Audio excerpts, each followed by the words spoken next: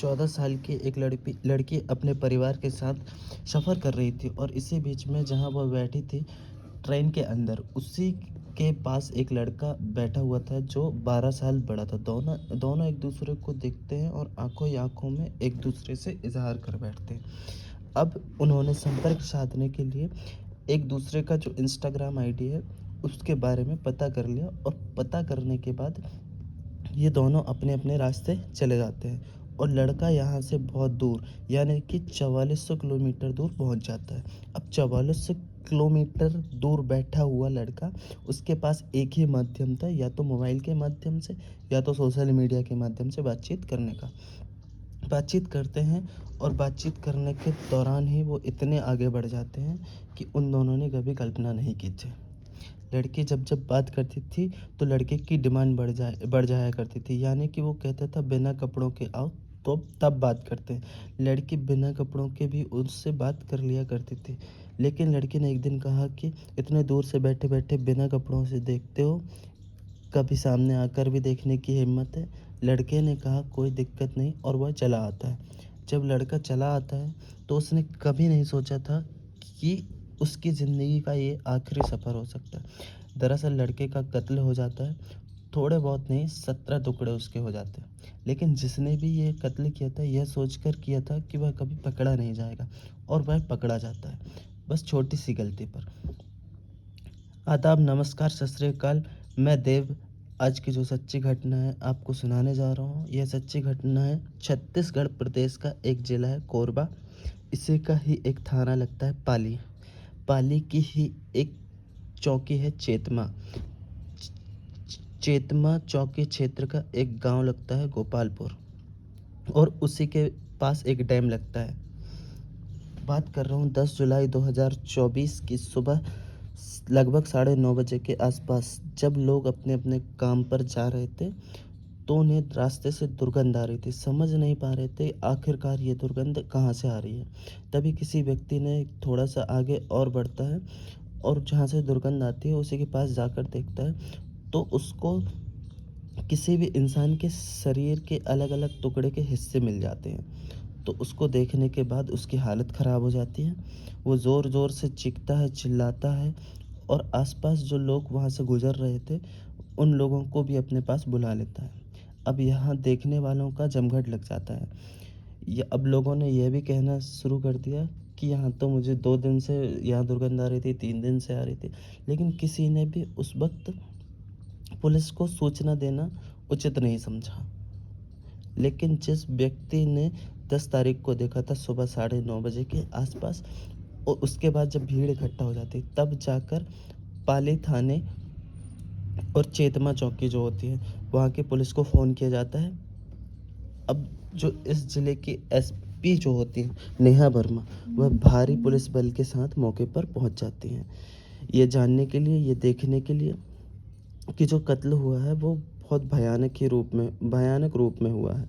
में ऐसे कत्ल बहुत कम सुनने या देखने को मिलते हैं, लेकिन इस छत्तीसगढ़ के कोरबा ज़िले में ऐसी घटना होती है। तो को पूरे ज़िले में एस फैलते-फैलते या पूरे प्रदेश में, पूरे ज़िले में फैल जाती है कि किसी लड़के का ऐसा कत्ल किया है कि उसके 17 टुकड़े किए। कत्ल किसने किया है, कैसे किया है, यह एक सवाल था। पुलिस इस सवाल के जवाब को जानने के लिए तैयार हो जाती है। उसके आस-पास कुछ कपड़े मिलते हैं, उसके आस-पास एक बोरी मिलती है, साथ ही एक बैग मिलता है। लेकिन कत्ल किसका हुआ है, पुलिस को ये जानने के लिए कड़ी मशक्कत करनी पड़ रही थी। डॉग स्क्वाडों या पुलिस की अलग-अलग टीमें आकर यहाँ पर देखने लगती हैं। गाँव वालों से भी कहा जाता है कि छोटी से छोटी कोई बारीक से बारीक जानकारी हो, वस्तु हो, अगर मिलती है तो हमें तुरंत ही उपलब्ध कराई जाए। लेकिन गाँव वालों को ऐसी कोई चीज़ नहीं मिलती है। पुलिस को जो बैग मिला था, पुलिस उस बैग को थोड़ा गहराई से उसके एक-एक हिस्से को, एक-एक जेब को जब देखना शुरू करती है, तो पुलिस को उम्मीद नहीं थी कि जिस सबूत को ढूँढने की कोशिश कर रही है वो तो बैग के अंदर ही पड़ा है। दरअसल बैग के अंदर पुलिस को एक आधार कार्ड मिल जाता है, एक पासपोर्ट मिल जाता है और साथ ही एक एयर टिकट मिल जाती है। हवाई जहाज़ का टिकट था 2 तारीख का, यानी कि 2 तारीख 2024 का जो टिकट था वो सऊदी अरब से दिल्ली का था। सऊदी अरब से दिल्ली तक का जो सफ़र दिखाई दे रहा है, लेकिन दिल्ली से बिलासपुर या इस चेतमा इलाके में ये कैसे पहुँच गया, ये पुलिस के लिए बहुत बड़ा सवाल था। पुलिस करे तो क्या करे? अब पुलिस ने उस पासपोर्ट, आधार कार्ड और जो चीज़ें बाकी मिली थी, उनकी मदद से जो नंबर मिला था, उसके परिवार वालों से संपर्क साधने की कोशिश की। तो वहाँ का जो एड्रेस मिला, जो एड्रेस दिया हुआ था आधार कार्ड में, वह लोअर बाज़ार होता है, छत्तीसगढ़ की राजधानी रांची का एड्रेस था। पुलिस ने अब उसी एड्रेस से संपर्क किया, पुलिस ने उस एड्रेस पे वहाँ भेजा पुलिस को। वहाँ से 3-4 लोग आते हैं, वहाँ से एक व्यक्ति का नाम होता है मोहम्मद तहसीन। मोहम्मद तहसीन से जब पूछा जाता है, तो वह बताता है कि मेरा भाई जिसका मोहम्मद वसीम अंसारी है, उसकी उम्र लगभग 28 साल है।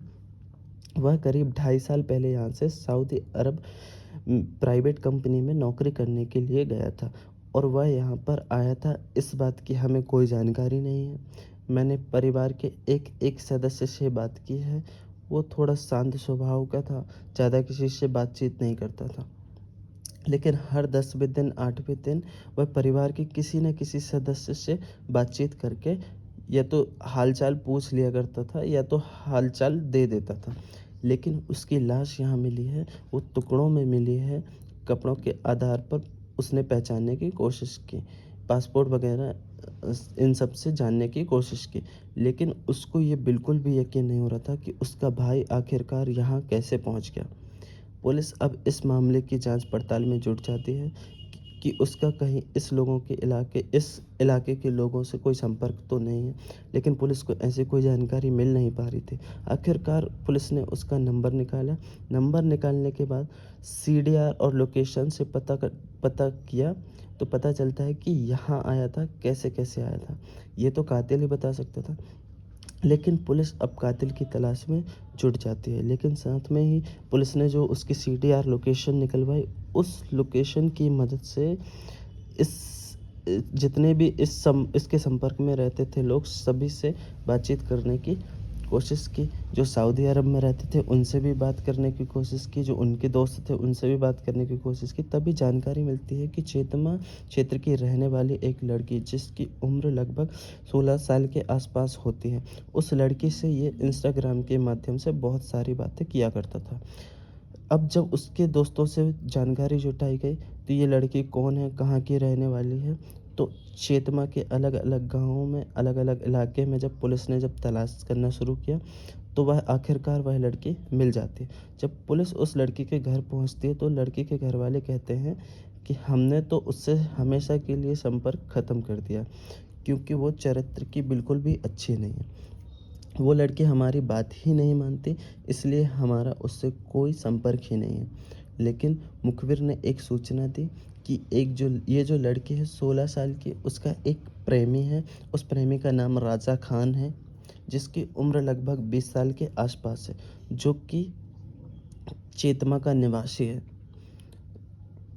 पुलिस ने जब उसके घर पे संपर्क साधने की कोशिश की, तो पता चलता है कि वो भी गायब है। अब पुलिस को इनके नंबर मिल ही गए थे। पुलिस ने जब इनकी सीडीआर और लोकेशन के माध्यम से पता करने की कोशिश की, तो इनकी अंतिम लोकेशन उड़ीसा में पाई जाती है। आखिरकार पुलिस दौड़कर उड़ीसा पहुंच जाती है और इनको गिरफ्तार कर लेती है। ये भागने की कोशिश कर रहे थे, लेकिन इनको ये नहीं पता था कि पुलिस इनको मोबाइल के माध्यम से आखिरकार पकड़ ही लेगी, क्योंकि ये जो खुलासा हो चुका था,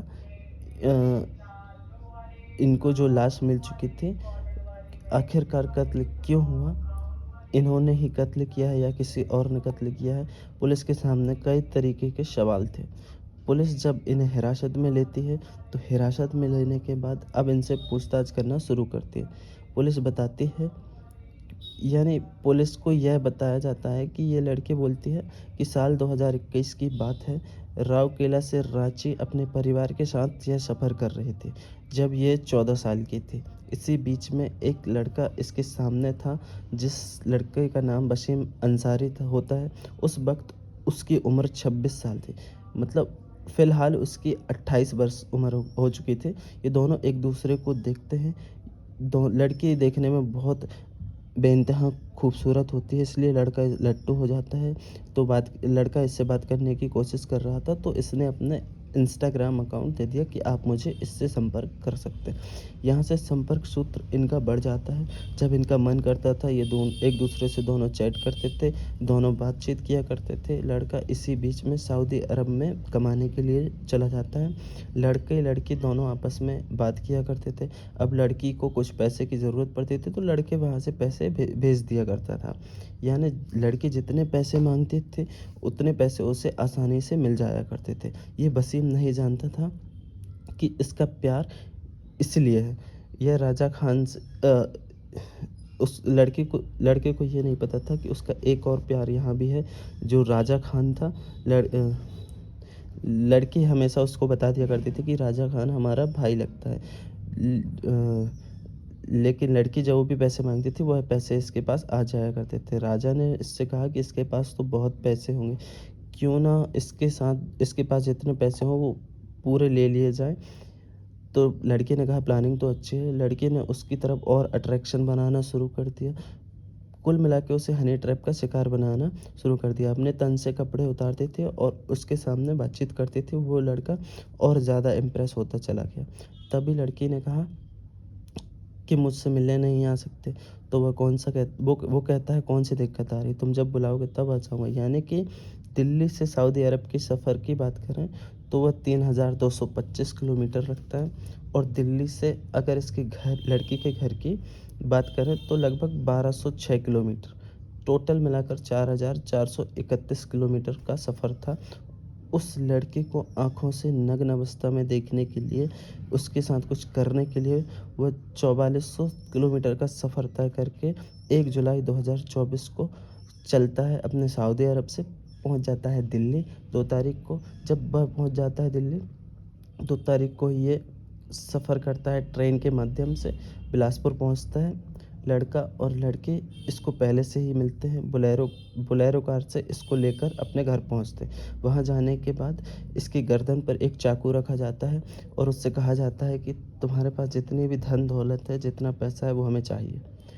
तो जब पैसे की बात आती है तो वो लड़का कहता है कैसी बात कर रहे हो। बस जैसे ही चाकू उसकी गर्दन पर रखा था उसने ज़ोर से चीखना शुरू किया। इस बात का किसी को पता ही नहीं था कि वो लड़का आया हुआ है, क्योंकि वो लड़का भी खुद चोरी से ही मिलने आया था। अगर किसी को पता चल जाता तो ज़ाहिर सी बात है वो लड़का खुद भी नहीं चाहता था कि किसी को पता चले, क्योंकि वो तो अपनी प्रेमिका से मिलने आया था। जैसे ही उसने चीखने की कोशिश की, ज़ोर से इसको चाकू मार दिया गया। और चाकू जैसे ही उसके लड़के को लगता है, जो राजा खान होता है वो प्रोफेशनल ही था। उसके परिवार में मछली मटन का कारोबार था, काटना पीटना उसकी आदत में था।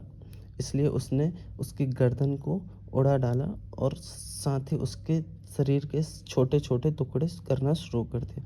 उन दोनों ने इत्मीनान से लगभग 17 से ज़्यादा टुकड़े कर दिए थे। टुकड़े करने के बाद कुछ टुकड़ों को उसने बैग में रखा।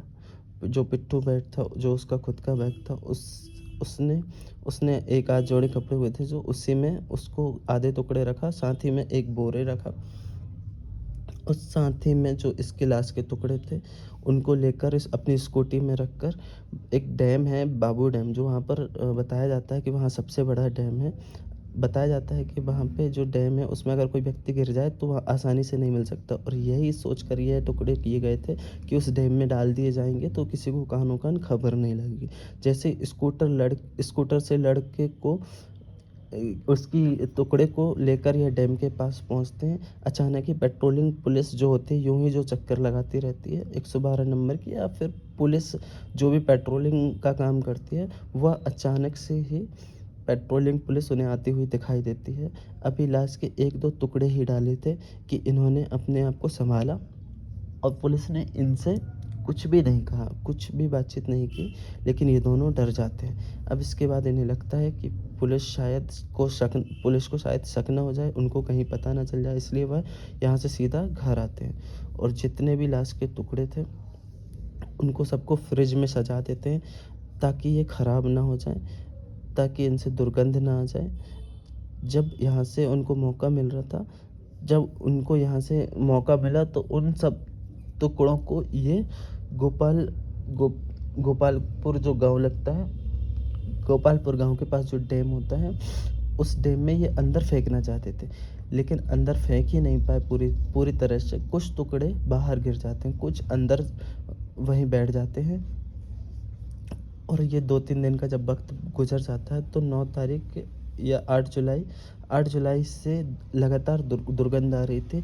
आस-पास के लोगों को लगातार परेशानी हो रही थी, लेकिन 10 जुलाई 2024 की सुबह लगभग साढ़े 9 बजे के आस-पास जब दुर्गंध का लिमिट बढ़ जाता है, तब आस-पास के लोग पुलिस को फ़ोन करते हैं। पुलिस मौके पर आती है और घटनाक्रम का खुलासा हो जाता है। पुलिस ने दोनों हत्यारे आरोपियों को गिरफ्तार किया। गिरफ्तार करने के बाद जेल भेज दिया। साथ में ही जो नेहा वर्मा जिले की एसपी होती हैं, उन्होंने कहा कि इस पूरे घटनाक्रम का खुलासा किया जा रहा है। साथ ही मरने वाले का डीएनए टेस्ट भी कराया जाएगा कि वाक़ई में ये वसीम अंसारी है या कोई और तो नहीं मार दिया है। इसलिए इसके हर एक पहलू को कड़ी को जोड़ा जाएगा। साथ ही जोड़ने के बाद इस कड़ी के पीछे जो भी लोग होंगे, जितने लोग होंगे, उनको बख्शा नहीं जाएगा।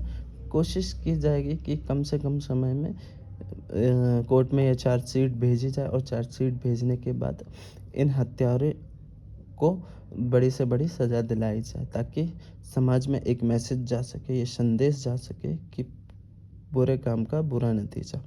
दोस्तों, इस पूरे घटनाक्रम को सुनाने का उद्देश्य किसी को परेशान करना नहीं है, किसी का दिल दुखाना नहीं है, बल्कि आपको जागरूक करना है, आपको सचेत करना है और आपको यही बताना है कि किसी ने बोला है कि बुलाते हैं मगर जाने का नहीं।